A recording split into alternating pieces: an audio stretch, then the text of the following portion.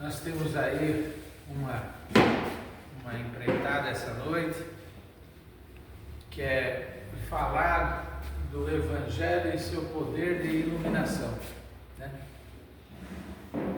Falar do Evangelho e sua capacidade de iluminar. Não é iluminar só o ambiente, né? É iluminar os seres. Que cada ser é uma potencialidade de irradiação de mais luzes. Então, o espírito, nós sabemos pela doutrina espírita, ele é o princípio inteligente. Ele é princípio não no sentido de começo, início, mas o princípio no sentido de agente. De uma maneira que a gente tem numa fórmula de remédio, o princípio ativo do remédio, é o princípio ativo, princípio nesse entendimento, de um agente ativo. Então o Espírito, cada um de nós, ele é o agente inteligente na criação de Deus. E vejo que a doutrina ainda fala que a criação de Deus, toda ela é constituída por apenas dois elementos. São dois elementos constitutivos que constituem, que formam toda a criação de Deus. É o Espírito e a matéria. Não é verdade? É assim que a gente aprende? O Espírito, na sua forma mais elementar, mais simples, que é o princípio inteligente, e a matéria na sua forma mais simples, elementar, que é o fluido cósmico universal, que se combina e recombina, se transforma, e por essas transformações e recombinações vai formando tudo que existe de material no universo. De maneira que tudo que nós olhamos, possamos ver, medir, apreciar, admirar na criação de Deus, o Espírito é a matéria. Existem essas duas coisas. E o Espírito é justamente o ser agente. Isso é importante a gente entender, por quê? Porque ele agindo na matéria, ele a transforma.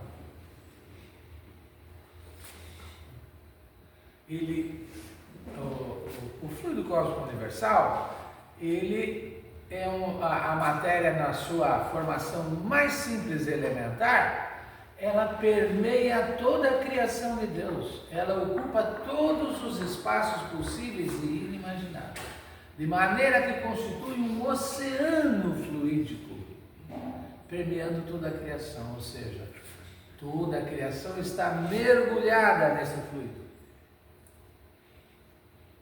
Não há um espaço não preenchido pelo fluido cósmico universal. De maneira que, se vocês pensarem no átomo, Marcela, mas existe um núcleo do átomo aqui, que se tiver o tamanho dessa cabeça de microfone aqui, o primeiro elétron, o elétron que roda na primeira órbita, é possivelmente o tamanho de uma cabecinha de alfinete passando lá na rua. O átomo é assim. Mas esse espaço entre o núcleo e as órbitas eletrônicas dos elétrons, tudo preenchido por fluido cósmico universal. Vocês conseguem imaginar a criação de Deus permeada desse fluido? Então, por isso mesmo, todo o universo está conectado. Certo? Por isso que nós dizemos que a eletricidade corre por esse fio, se ele não estiver interrompido. Não? Se cortar o fio, ela para ali e não passa para frente. Não corre mais. Então não existe essa secção no universo onde não haja a continuidade da extensão fluídica. Ou seja, o universo está tudo conectado. Tudo conectado. E Deus está em tudo, no comando. E a nossa proposta é entender a função do ser, do princípio inteligente, desse oceano fluídico. Então nós, o princípio inteligente, somos aquilo que independe da matéria, vive independente da matéria. É aquilo que em nós, o homem, porque o homem, conforme o livro dos médiuns, é corpo físico, perispírito e espírito, o homem. Mas se tomarmos o espírito, é aquilo que no homem trabalha mentalmente independente do corpo. O corpo pode estar paralisado, o corpo pode estar dormindo, algo está sonhando, algo mesmo independente da imobilidade do corpo, está pensando, está sentindo, está se emocionando, está triste ou alegre, está relembrando, pode estar planejando, ideando alguma coisa. É uma atividade mental, espiritual, sentimental, emocional, como queiramos. Mas é esta atividade que age no pulso, no fluido cósmico universal, criando pulsos no meio fluídico onde ele está inserido. Independente de esteja encarnado ou não, gente. Vamos pensar um meio ambiente líquido. Uma bacia com água, né? Se eu coloco o dedo ali, meu dedo está paradinho, a água está paradinha. Se eu começar a mexer o dedo, ou colocar o dedo ali com força, eu vou criar um pulso, uma onda naquele naquele ambiente líquido que ali está. O som da minha voz que vocês escutam agora são ondas provocadas no ar. São vibrações das minhas cordas vocais que põem ondas que se movimentam no meio aéreo, no ar. Então, de maneira que se eu estou na piscina, por exemplo, aqui quietinho, mas eu não estou fazendo onda, né? Se eu começar a me mexer um pouquinho, eu faço algumas ondinhas. Se eu me debater, eu vou fazer ondas maiores. De maneira que quem observa a onda sabe o tipo de movimento que eu estou manifestando ali. É verdade? Pois bem, o espírito, nesse oceano fluídico, cria ondas, pulsos, a partir da sua própria existência. Porque o espírito, uma vez que existe, ele sente, ele pensa, ele se emociona, ele tem esses sentimentos pulsam, né? E acabam por, como nós costumamos dizer, irradiarem-se do espírito para o meio. E criamos as ondas de pensamento, as ondas mentais, que como qualquer outra onda pode ser sintonizada, porque toda onda tem uma frequência, um comprimento, uma frequência. Quanto maior o comprimento da onda, menor a frequência. Quanto menor for o comprimento de onda, maior a frequência. Então, se pelo comprimento da onda na piscina a gente sabe se a pessoa está se debatendo ou está boiando quietinha, dependendo da frequência dessas ondas no oceano fluídico do fluido cósmico universal, na criação de Deus, dependendo da frequência que irradiamos, é possível sintonizar o pensamento, o sentimento que estamos. Por isso nós costumamos dizer que na espiritualidade, no mundo espiritual, a gente chama da pátria da verdade, porque não tem como enganar aquilo que estamos pensando e sentindo. Não tem como mascarar nosso sentimento, porque nós estaremos irradiando uma frequência própria, característica daquele sentimento.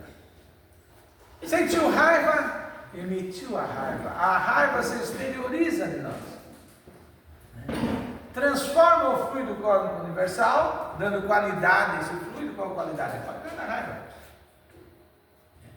E assim a prece.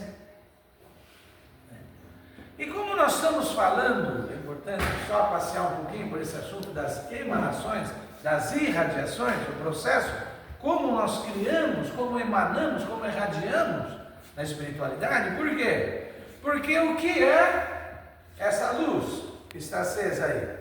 É uma onda. Assim como o som, a onda na piscina. É uma onda eletromagnética com uma frequência característica. Qual a frequência? A frequência chamada, a frequência da luz, nossa, que é chamada a frequência da luz visível. Frequência da luz visível. Porque tecnicamente toda onda eletromagnética é luz. Mas para nós costumamos dizer que luz é só aquilo que está na frequência do vermelho e do violeta, que são as frequências visíveis. Quando a luz é decomposta, por exemplo, no arco-íris, a gente vê lá do vermelho até o violeta. Mas existem outras frequências. Mas nós não vemos.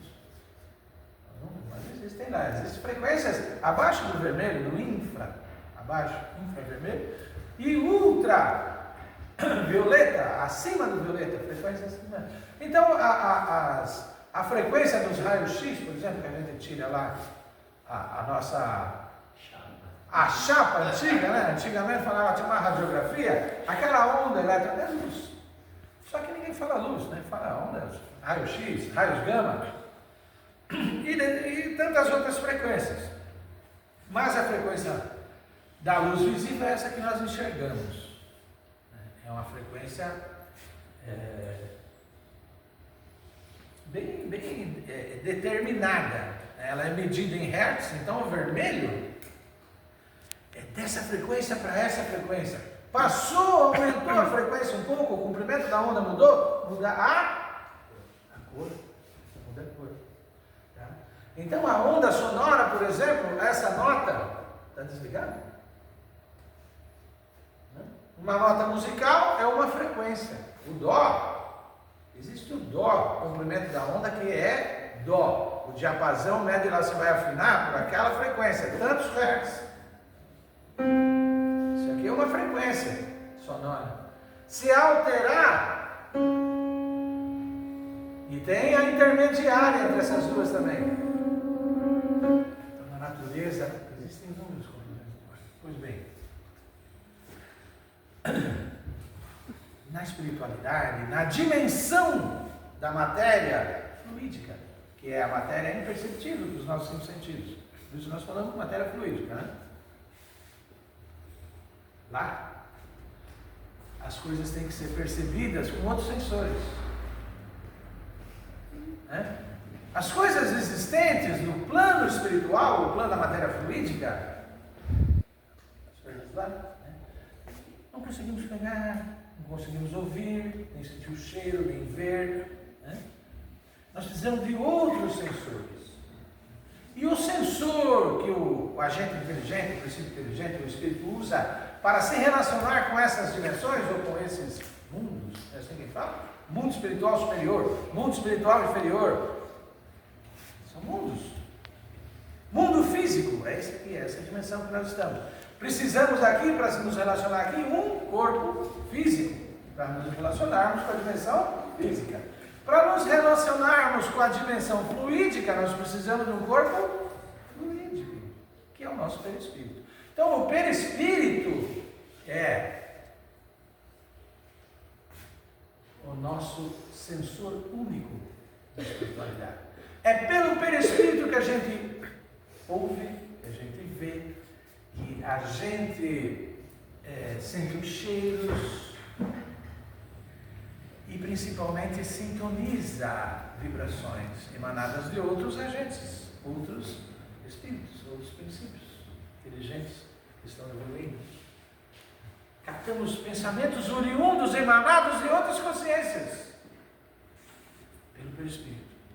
Mas isso varia, logicamente, com a evolução de cada espírito. Por quê? O perispírito é uma matéria fluídica que tem uma densidade que varia com a evolução do espírito.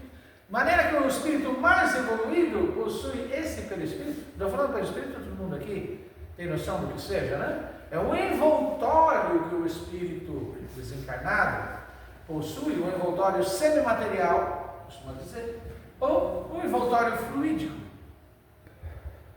Corpo espiritual, aí tem vários sinônimos, né? Perispírito tem vários sinônimos. Mas enfim, é a ferramenta de intercâmbio com o mundo espiritual. Entre o espírito e o ambiente fluídico, existe esse envoltório, esse revestimento, que reveste o quê? Essa consciência que pensa aqui, ó. Esse ser pensante. Deixou o corpo? Está todo mundo pensando agora, né? Mas com o corpo. E o corpo morreu? A gente continua pensando, só que sem o corpo. Nós continuamos o nosso psiquismo agora envolvido pelo espírito.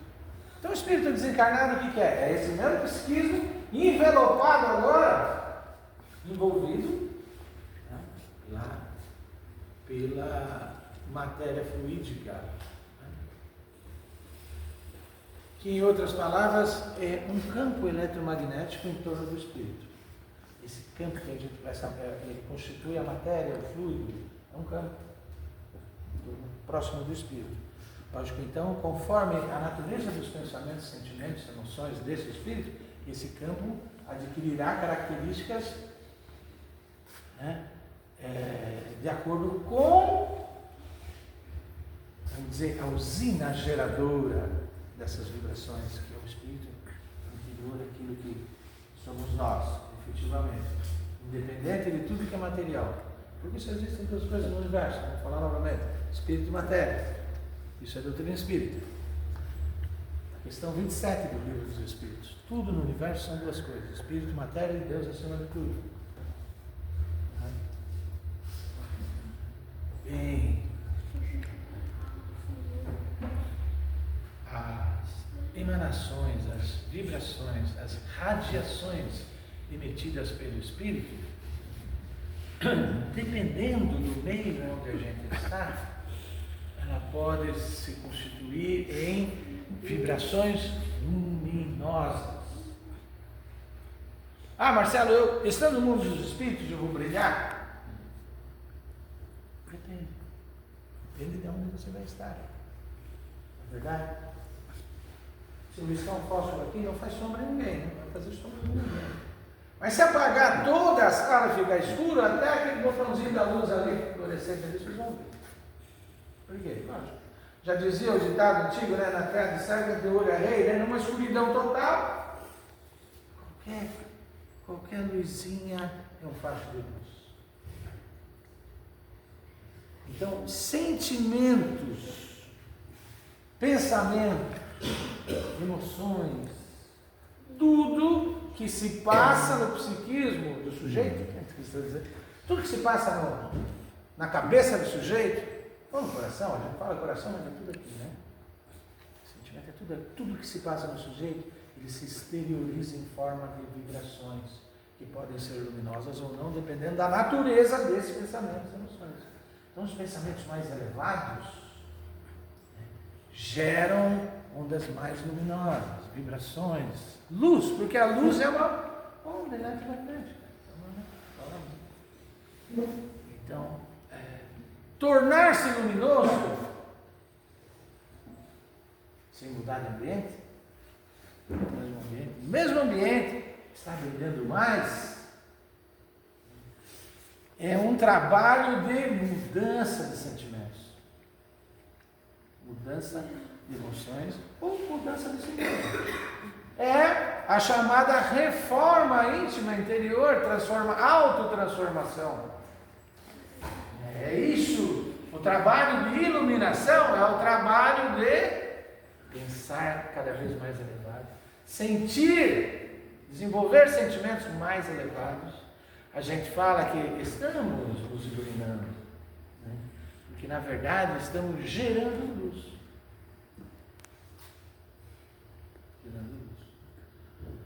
Então o trabalho de iluminação do planeta é um trabalho de educação do sentimento, do pensamento, dos seus habitantes. E é isso que Jesus veio fazer. Quando encarnou na terra, ele veio falar isso. Por isso Emmanuel diz, olha, o Evangelho é o sol da imortalidade, que o Espiritismo reflete com sabedoria para a atualidade do mundo. O que eu falei aqui agora? Doutrina espírita. O que eu falei? Doutrina espírita. Então a doutrina espírita reflete para a atualidade na linguagem de hoje. Porque essa coisa de onda eletromagnética, se Jesus fosse falar naquele tempo, não tinha nem esse termo. Não tinha essas palavras, não tinha parâmetros para exemplificar nem nada. Ele já se socorria das parábolas das coisas simples, da semeadura, das ovelhas, do pastor, né? Mas a dificuldade de falar do invisível que ele veio anunciar. Essa dificuldade de ensinar sobre as coisas que não vemos, não ouvimos, não pegamos, não tocamos, nem nada. Que dificuldade hoje. Imagina aquele tempo. Jesus veio inaugurar a era do Espírito na Terra. A criação de Deus não é só isso que os olhos veem, os ouvidos percebem, o nariz, o paladar, não. Existe um outro mundo. Essa é a grande avanço de Jesus, é anunciar a existência de um outro mundo. Ninguém nunca falou isso antes.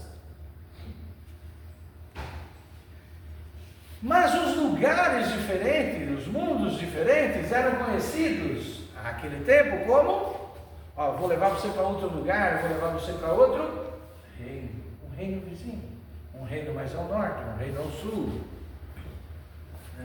Então ele anunciava esse outro mundo não perceptível aos nossos sentidos físicos, né? Como o reino dos céus. Apresentava esse lugar maravilhoso que existe na criação de Deus. Vocês não imaginam a alegria, a felicidade que é lá. Qual que é a maior circunstância de alegria e felicidade para cá? Uma festa. Então lá é uma festa. Ele contava parábolas comparando esse lugar maravilhoso com festas. O reino dos céus é semelhante a um rei que foi casar o seu filho. Imagina, casamento de judeu, sabe, né? No tempo de moda. 7 dias, né? É 7 dias de festança. Vocês sabem, acabava o vinho, acabava tudo, né? Porque 7 dias, imagina, né? Ele tinha que pedir para ele transformar água em vinho e tudo, porque 7 dias de festa. Agora pensa essa festa do rei, o filho do rei. Ele falava isso ao filho do rei que está casando. Imagina a festa, pô. Que lugar maravilhoso, né?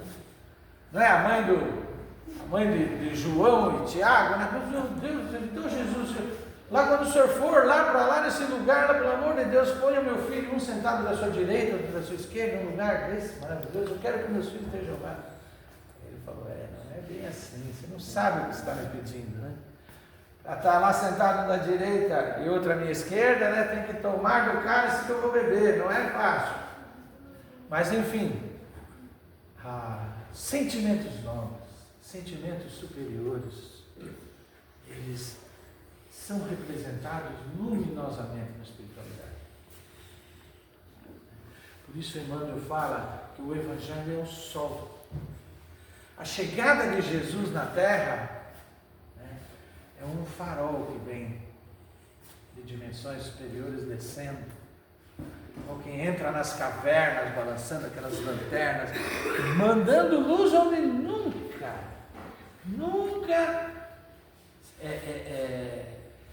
brilhou ali um faixa de luz. Os seres daquela caverna viram luz, muitos, pela primeira vez. A luz, ainda João fala, esteve entre os homens e os homens não a reconheceram. Fala isso. De maneira que o trabalho de Jesus, que ele iniciou, para que seus discípulos seguidores, desde os primeiros até os últimos que somos nós, né, continuassem trabalhando isso mesmo, e depois exemplificando, ajudando, mostrando como ajudar aquele que ainda não compreendeu, aquele que não entendeu, aquele que está em dificuldade, aquele que primeiro, antes de entender, precisa estar com a barriguinha cheia, porque com fome é difícil entender as coisas, né? Com dor de cabeça, alguém explicando alguma coisa pra gente, né? Você com dor de cabeça, né? Então um remédio, né? Um frio danado, né? Você tendo que entender um negócio, não dá, é uma roupinha, uma comida, e depois vem o esclarecimento. O esclarecimento. Para entender por que está nessa situação, tudo tem um porquê. Deus é justo. Então, todas as aflições têm uma causa. E essa causa tem que ser justa. Lá, capítulo 5 do Evangelho, né?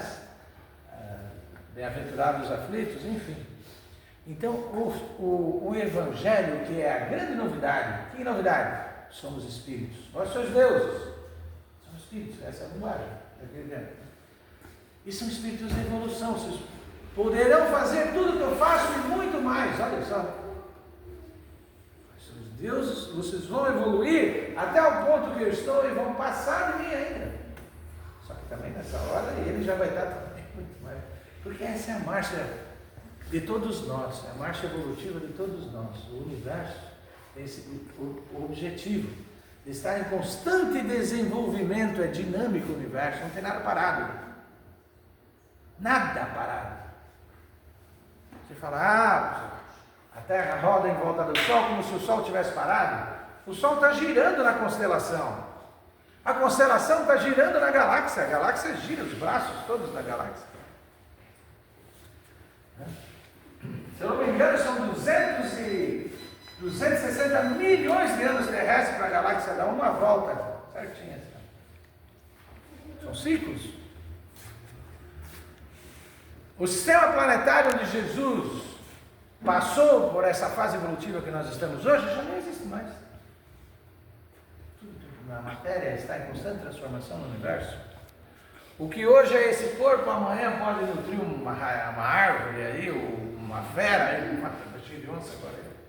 Pode nutrir uma fera, pode virar os mesmo tecido, a mesma proteína, são átomos que constituem proteínas que na digestão são quebradas, todas vai constituir outras, né? E assim são as estrelas, né? A Terra, o nosso Sol, todos os nossos planetas se formou a partir de condensação de gás e poeira cósmica que existe a partir de uma explosão de uma grande estrela supermassiva, que na sua explosão, o final de toda estrela muito massiva, com a massa 7 vezes, 8 vezes maior que o nosso Sol, o final dela é uma explosão chamada supernova. E aí espalha todos os átomos que ela criou, espalha no espaço. Porque a função da estrela é no núcleo, com altíssima condição de pressão e temperatura, fundir átomos. Pega 2 de hidrogênio, espreme naquela condição extrema e forma um átomo de hélio. Até não tem mais hidrogênio, só tem hélio. Aí começa a espremer o de hélio, que na linguagem dos astrônomos é queimar hélio. Eles falam que o hélio é cinza do hidrogênio. O hélio vai queimar hélio para formar o carbono, vai formando todos os elementos da tabela periódica. Onde? No interior das estrelas. Até o ferro.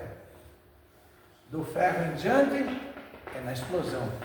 A explosão, ela dá uma crescida e ela colapsa, espreme tudo. E depois explode e espalha no universo, formando nebulosas. Aí a ação de gravidade vai. Você está vendo como tudo está se transformando? Tudo se transforma, a matéria se transforma. Existem engenheiros siderais comandando esse processo. Existem espíritos elevadíssimos que não entendemos. Não temos mecanismo de entendimento para entender esse processo, essa ação deles.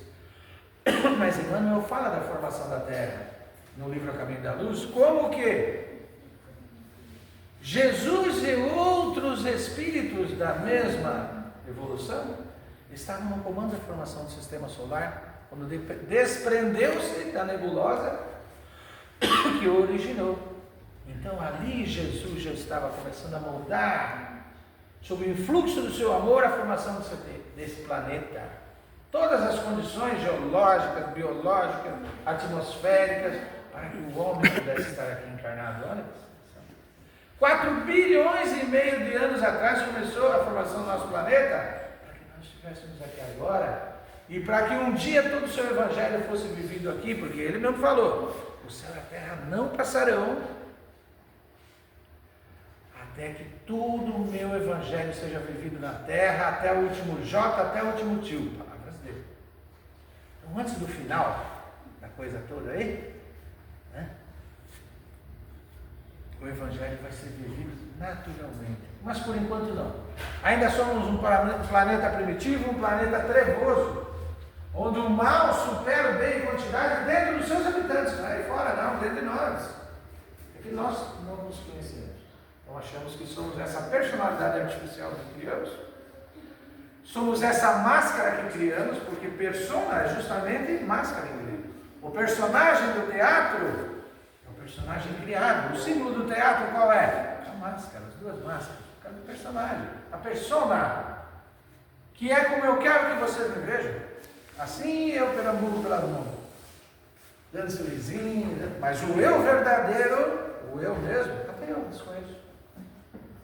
Por isso estou aqui ainda no mundo de provas e expiações, porque Santo Agostinho, na questão 919, falou que o progresso espiritual está no autoconhecimento. E se nós estamos aqui no planeta de provas e expiações, não nos conhecemos nada aqui, né? Está na medida do autoconhecimento. Então, olha só. Saímos de casa à noite, escuridão, à noite escuro, né? E vimos para a casa espírita ouvir, a gente fala, ouvir lições morais do Cristo, estudar as lições morais do Cristo. Lição moral o quê? Aquela que tem a ver com o nosso comportamento. Se eu ensinar você uma conta, uma multiplicação, uma qualquer coisa, isso não é um ensinamento moral. Mas a partir do momento que eu passo um conhecimento para você que altera a sua maneira de ser, o seu jeito de se comportar, o seu jeito de ver a vida, né? O seu paradigma do mundo da vida, eu mudei, alterei a maneira que você entende o mundo, as pessoas, os irmãos. Nunca vi como irmão, agora vai como... Isso é uma alteração na sua maneira de ver, isso é uma lição moral. Isso é moral. Então a gente vem estudar lições morais do Cristo, que vem ensinar para nós comportamentos diferentes. Procure não ser assim. Quando alguém fizer assim com você, não reaja assim, reaja dessa outra maneira. Tudo isso é lição moral, porque pretende alterar nosso comportamento. Pretende nos iluminar, porque são sempre comportamentos melhores. Esses comportamentos melhores, sentimentos melhores, no estudo evangélico a gente chama de virtudes. São as virtudes. A paciência, a paz interior, a mansidão, os mansos e pacíficos, virtude evangélica. Todos nós estamos correndo atrás. Não é porque eu estou falando aqui que eu já domino a arte. Não, eu sempre estou correndo atrás. Eu só sei melhor como é que prepara, mas se eu não preparar, eu não vou comer, eu vou ficar fraco e vou morrer. Não adianta, né? Então eu estou como diz o homem, estou com a receita, né? O cozinheiro que está com a receita na ponta da língua, eu quero ver fazer, né?